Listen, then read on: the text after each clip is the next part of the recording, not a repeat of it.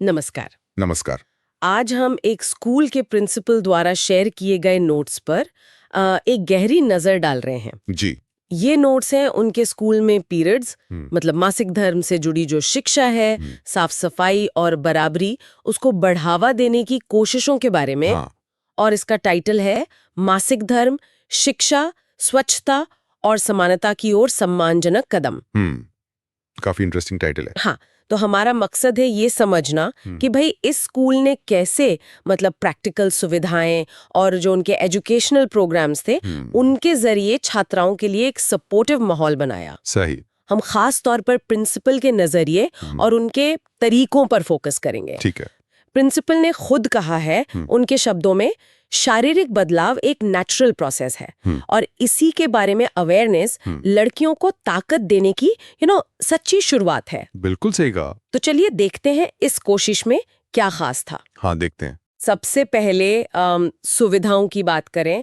Notes में 3 main चीजें mentioned है। एक प्राइवेट चेंजिंग रूम, एक सैनिटरी पैड वेंडिंग मशीन और इस्तेमाल किए गए पैड्स को डिस्पोज करने वाली मशीन। ये सुनने में तो बेसिक लगती हैं, पर नोट्स पढ़ने पर लगता है कि इनका मतलब सिर्फ ईंट पत्थर से ज्यादा था, है ना? बिल्कुल बिल्कुल।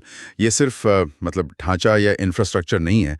ये असल में छात्राओं के लिए एक इज्जत और बिना रोक टोक वाला माहौल बनाने का तरीका है। अच्छा। देखिए, प्राइवेसी जो चेंजिंग रूम से मिलती हैं, पैड्स का आसानी से मिलना वेंडिंग मशीन से, और फिर साफ सुथरे तरीके से डिस्पोजल वो इंसिनरेटर से।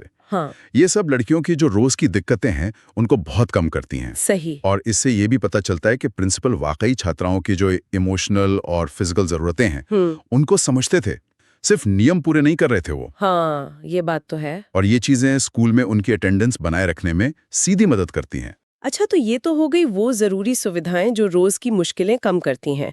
पर नोट्स ये भी साफ करते हैं कि सिर्फ बिल्डिंग बना देना या मशीन लगा देना ही काफी नहीं था। नहीं, बिल्कुल नहीं। सोच बदलना भी उतना ही जरूरी था।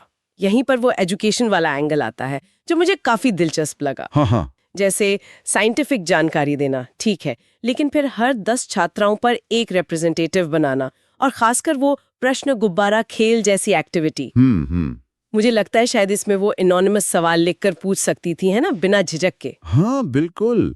ये जो इंटरैक्टिव तरीके हैं ना, नोट्स बताते हैं कि इसने झिझक तोड़ने में काफी मदद की। हाँ, ये प्रश्न गुब्बारा खेल या जैसे रोल प्ले जिसमें शायद वो दाग लगने की शर्म या पीरियड्स में स्कूल ना आ पाने जैसी रियल लाइफ सिचुएशंस पर बात करते होंगे। हाँ, शायद। हाँ, ये चुप्पी तोड़ने और मासिक धर्म को नॉर्मलाइज करने में बहुत बहुत इफेक्टिव होते हैं। सिर्फ जानकारी देना काफी नहीं होता। उन गहरी बैठी धारणाओं, जैसे वो अपवित्रता वाली सोच या छुआछूत वाले अंधविश्वास, हाँ, वो तो बहुत कॉमन है। उनको सीधे तौर पर चैलेंज करना, गलत साबित करना जरूरी था। तभी छात्राएं इसे डर या शर्म से जुड़ी चीज के बजाय एक नॉर्मल बायोलॉजिकल प्रोसेस समझ पाती हैं। सही बात है। और वो मैं हूं सलाहकार जैसी एक्टिविटी वो उन्हें आपस में भी इस मुश्किल विषय पर सेंसिटिव तरीके से बात करने के लिए तैयार करती है। अच्छा, एक और बात जो नोट्स में सामने आती है वो ये कि ये सिर्फ प्रिंसिपल और छात्राओं के बीच की ही बात नहीं रह गई थी। नहीं। स्कूल मैनेजमेंट कमेटी, मातृ पालक संघ, मतलब पेरेंट टीचर बॉडी का कोई रूप होगा, और टीचर्स भी इसमें शामिल थे। हाँ,